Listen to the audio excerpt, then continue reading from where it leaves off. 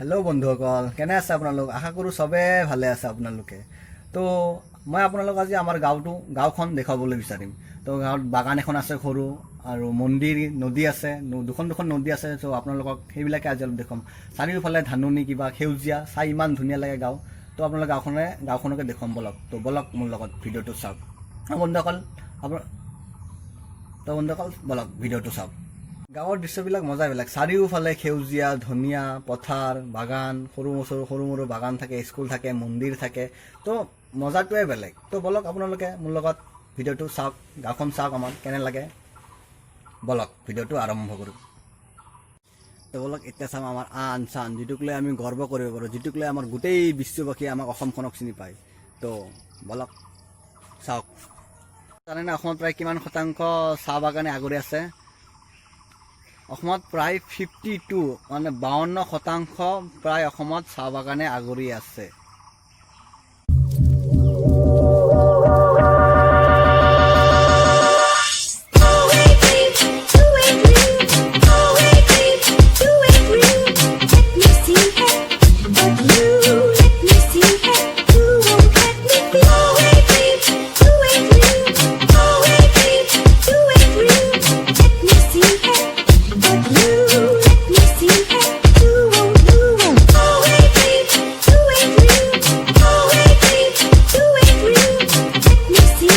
আজি এনেই অলপ সৰুকৈ দেখালোঁ। তো চাওক। তো নেক্সট মই ইয়াতকৈ আৰু ভাল ভিডিঅ' বনাই দিম, ভাল ভিডিঅ' বাগানৰ ওপৰত বনাই দিম। এই কৰোণা পূৰা বন্ধ চব খুলিব দিয়ক, তাৰপিছত ধুনীয়া এখন মই বাগানৰ ওপৰত ভিডিঅ' বনাই দিম, আৰু ইয়াতকৈ ডাঙৰ বাগান আপোনালোকক দেখুৱাম।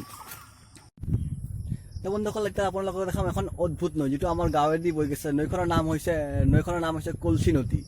তো চাওক, এই নদীটো এখন তাৰমানে এনেকুৱা বস্তু যে বৰষুণ নাই, কিবা নাই, হঠাতে বানপানী আহি যায়।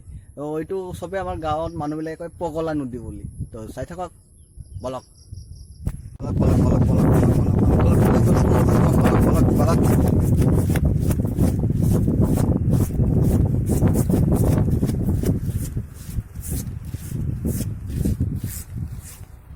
তো বন্ধুসকল, এইখানে আছে সেইখন নৈ, যিখনৰ নাম হৈছে কলচি নদী। তো চবে মিলি হঠাতে বানপানী আছে, তো গাঁৱৰ মানুহবিলাকে মিলি এই নৈখনকে কয় পগলা নদী বুলি। তো চাওক এবাৰ, হঠাৎ যেতিয়াই বানপানী আহি যায়, বৰষুণ নাই, ৰ'দ দি থাকিব, কিবা দি থাকিব, দুপৰীয়াৰ মাজতে কেতিয়াবা বানপানী আহি যায়। তো চাওক।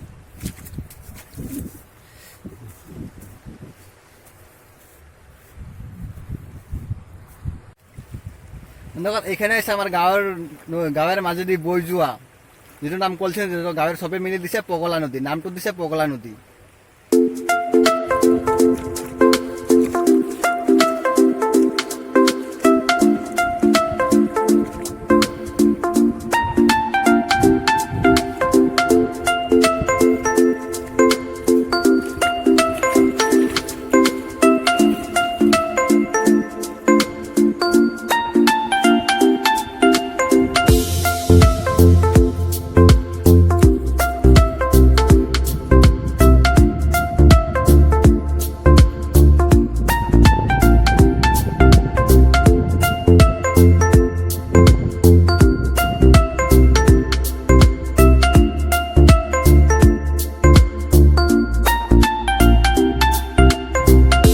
তো বলক বন্ধুসকল, আপোনালোকক এতিয়া এখন মন্দিৰ দেখুৱাম। বহুত পুৰণি হয় মন্দিৰটো। তো ভিডিঅ'টো চাই থাকক, একদম লাষ্টলৈ চাব, বহুত ইণ্টাৰেষ্টিং হ'ব।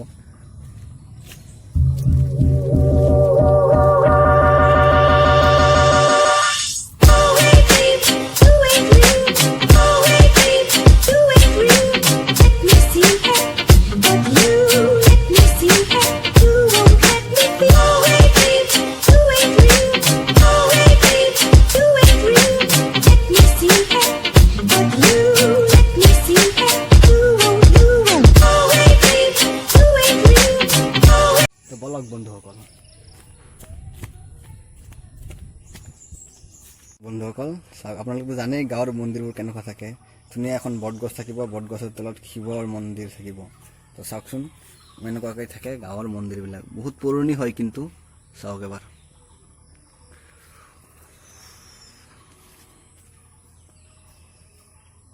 চাওকচোন, ইমান ধুনীয়া গছ, বটগছ, তাৰ তলত শিৱৰ মন্দিৰ বহে, শিৱৰ মন্দিৰ থাকে। আপোনালোক এতিয়া পথাৰলৈ বন্ধুসকল আপোনালোকে এটা কথা মন কৰিছে গাঁৱৰ ইফালে যাওক সিফালে যাওক কোনে কৈছে পথাৰ ধানৰ পথাৰ এইবিলাক থাকিবই তো বলক এতিয়া পথাৰবিলাক অলপমান দেখুৱাওক আপোনালোকক গাঁৱৰ এনেকুৱাবোৰ দৃশ্য চাই মনটো একদম ফ্ৰেছ লাগি যায় তো আপোনালোক ভিডিঅ'টো চাই থাকক বলক বলক বলক বলক বলক পথাৰৰ মাজলৈ যাওঁ বলক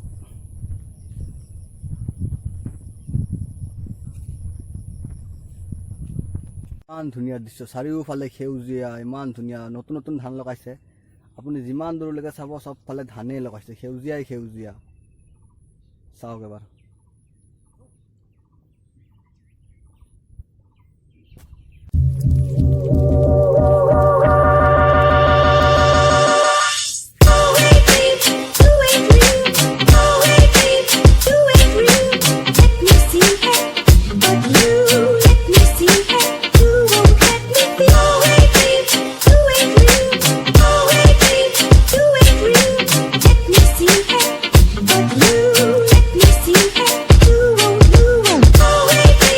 এতিয়া আপোনালোকক দেখাম আমাৰ গাঁৱৰ মাজেদি বৈ যোৱা এখন সৰু মূৰ এতিয়া আপোনালোকে বন্ধু মন কৰিব যে গাঁৱত এনেকুৱা নদী গাঁৱৰ মাজেদি এনেকুৱা নদী বৈ যোৱা গোটেই গাঁৱতে প্ৰায়ভাগ গাঁৱতেই দেখা পোৱা যায় তো চাওক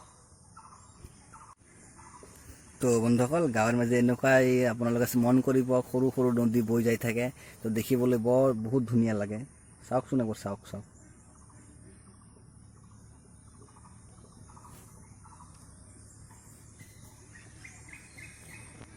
ধুনীয়া লাগে চালে মানে